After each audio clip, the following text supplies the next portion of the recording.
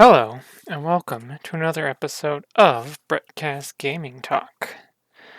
I want to say that this video is going to be 95% about the campaign for Battlefield 5, but when I am done talking about that, I'm going to talk about ideas from all of the Battlefield games that I've played, Battlefield 1, Battlefield 3, 4, Hardline, and 5, and talk about ideas of what they could do in the next Battlefield game. And now, let's get into it. So, what is one thing that every World War II first person shooter game campaign typically starts off with? Yep, the D-Day landing. You want a game that doesn't do that? Then this is the game for you. First part of the campaign is called Your Country Calling, and this works like the beginning of Battlefield 1. The whole thing is like a cutscene with pieces of gameplay in there, and I get what the point of it is. It serves as an introduction to the game, the setting, and the types of things that you will do in the game. You will shoot people, you will use things like mounted machine guns, AA guns, fly planes, and drive tanks. This section also serves as like a tutorial for the game because this is the time that the game reminds you that you can go to options and change the controls to what you want them to be. Yes, I was actually able to change the backwards flight controls that Battlefield 1 had and that this started with, but I changed. It's really not a bad beginning to the game, but since Battlefield 1 did it, I wish they would have done something a little more different. So the second war story of the campaign is called Under No Flag. As with most Battlefield games, everything has to be big. And this is big. Really big. The first part of this has you going to an enemy aircraft hangar and blowing up a plane. You get all the way there and your explosives fail to go off and fall off of a plane as it's about to take off. So then you have to jump on the AA gun and shoot the plane down. In the second part, you are tasked with going to 3 locations and you can ideally go at this in whatever order you want to. They give you some vehicles to make getting there a little bit faster. Now, each of these locations are kind of the same, and they made me feel like I was playing Far Cry 3 or Assassin's Creed. See, in those games, they have map areas you have to unlock by going through a bunch of enemies and climbing to the top of a tower. Now, you don't do that in Battlefield 5, but you have a large base with a lot of enemies where you can either shoot or sneak your way in, and there are alarm points that you should really disable so the enemies can't call in reinforcements. The problem is that the enemies will spot you very easily, and then you're surrounded with reinforcements and you're dead. And I played this campaign on easy and I died a lot. Anyway, once you do the objectives at each point, you then enter the third part of this mission, or war story. Now, one of those 3 places was a radio that your character sent a message out to a good, an ally aircraft character. But the enemy heard that transmission and are bearing down on you. The third part is literally a 20-minute holdout section. Also remember that in my Battlefield 1 discussion, I mentioned the second war story where you fly the plane with the backwards controls and some dipshits yelling at you things you already know that you can do. Yeah, that kind of thing happens in the last part of this war story. This guy who's been with you throughout this war story decides to take up a sniping position above you, and he can also radio talk to you. I think he shoots maybe 2 guys, otherwise he just stands up there and yells at you, the player. The holdout goes like in waves, first foot soldiers, then tanks, aircrafts, mortar fire, whatever. You have an area that has 2 mounted machine guns, an AA gun, and a cannon, so you're well equipped to defend yourself. You run around hopping on all these things, shooting and blowing shit up, all the while your pal stays in his comfortable little spot and yells at you to get on the AA gun, get on the mounted gun, there's tanks coming, you better have a plan, etc. It's all shit that I already know. It is so infuriating that when I died, I literally wanted to punch this guy. Like, get down here and frickin' help me hold out. You don't want to die. Why is it my job to defend both of us by myself? There's two mounted machine guns. Do you know how effective it would be with both of us cutting down the enemy soldiers, or how effective it would be if he was on the mounted machine gun when I'm on the AA gun or the cannon? I actually really disliked this third part of this war story. The next war story is called Nordals. I don't know if that's right. But oh man, did this war story suck a lot. So there's the opening cutscene that shows some woman being talked to by who I assume is a German officer who will not kill her because she's way too important to the Germans. So you're playing this woman named I'm not even gonna try. You're playing as a woman, and it's set in Norway in the winter because they wanted you to experience skiing in a battlefield game. This game wants you to sneak your way so badly, but since enemies can spot you through the hole of a lock on a door, there are these areas in the first part where there will be enemies on the ground and these spotlights that are shining on them, and they also have an enemy sniper up there as well as alarms on the ground. Again, they really, really want you to sneak your way through. I mean, you even have throwing knives, but I found that the more that I tried to stay stealthy, the more I would get caught, alarms would go off, I get surrounded, and I die. So I just decided to play in the style that I like to for shooter games, and I just charged in there in the middle of everything, hitting the alarm while taking fire, and then booking it to cover before I die. Then, of course, running in, shooting enemies, running out, running in, running out. But this way, I got the alarm, they don't get reinforcements. So, you shoot your way to a building with the objective to rescue a resistance fighter. Who is that? Oh, it's the woman from the cutscenes that turns out to be your character's mom. So then you sabotage some electrical stations, meet on a bridge where the German officer guy captures the mom, who pushes you off the bridge into the icy waters below. This is where the mission hit the worst point to me. A lot of people like the Battlefield games for the realistic looking graphics and all that, and they decided to add some realism with it being so cold that you can die from hypothermia. You have to go through this part of the mission as quick as possible. Yeah, there are fires along the way, but I still hated this.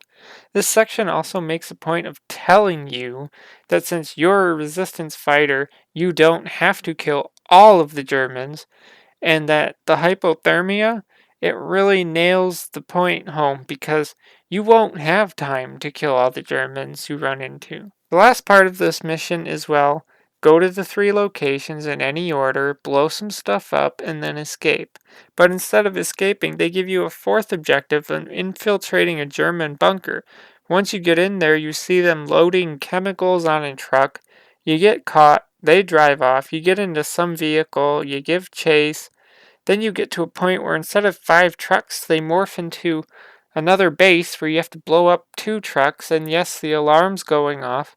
Now I could have shot my way through the Germans to get to the 2 trucks, but I just sprinted around the soldiers shooting at me and went straight for the trucks and blew them up.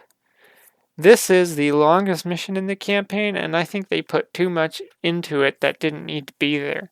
The whole last part of going to 3 locations and then a fourth one and a base and blowing up trucks, it just really felt tacked on and could have been left out. The next mission is called Turley, I don't know, Tirailleur. I'm not even going to try to say it. This mission has you play another part of what goes on with Normandy. No, not the D-Day landing, but a different section where you play as a young not an African American, a young black French man. So the first part has you take a rally point after the trucks that are transporting you and the other soldiers somewhere get blown up. Yep, there's an alarm, but at least you have ally soldiers backing you up, and they're not that great and will constantly die, but they do spawn back. The second part of this has you start by yourself. You shoot your way through 3 German roadblocks with the goal of linking back up with the rest of the allies fighting. Once you do, then you have to destroy 3 German-held AA guns, and you hold out for like 2 minutes before the next cutscene. Finally, the third part of the mission is, can you guess? Destroy the 3 village defenses, an objective that you can hit in any order. Not like this gameplay loop has been in all of the previous missions and isn't getting old at all. Once you do that, you take a German-held chateau, but there are vehicles shelling the area with rockets you have to destroy along the way, shooting through all the German soldiers, shoot down the doors, charge in, and then everything goes all slow motion when your character and your allies realize that they were horribly underprepared for this and are surrounded and get shot to pieces by the Germans. And somehow your character survives, but his buddy sacrifices himself to toss a grenade into a tank. Overall, I enjoyed this mission more than the other two, as it didn't involve that many sections that you have to sneak in and can get easily overwhelmed and die for stupid reasons. Now, the last war story is called The Last Tiger. Let me just say something about this before I actually talk about this mission. With EA Origin, when I download most games from it, it will say that at this point the game will be playable. For example, Battlefield 1, it was playable with 50% of the game downloaded, and Battlefield 5, it was playable at 20% of the game downloaded. And that got me all the campaign missions except for The Last Tiger. I had to finish fully downloading the game just to play the last campaign mission and then uninstall the game. I know it seems really small and dumb, but being at a playable state should mean having all of the campaign missions. Anyway, now I'm going to talk about the war story itself. This is definitely the most interesting war story of the entire campaign for a few reasons. First, we get to drive a tank, the Tiger 1 to be specific. It's only the most famous German tank like ever from World War II. The other reason is because this mission is from the German side, and that's something that we don't get very often.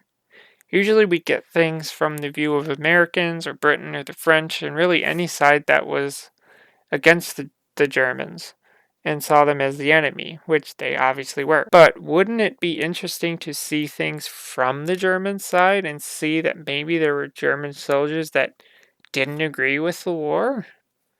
The first part of this war story, you drive a tank and shoot enemy tanks for a while till you hit a cutscene.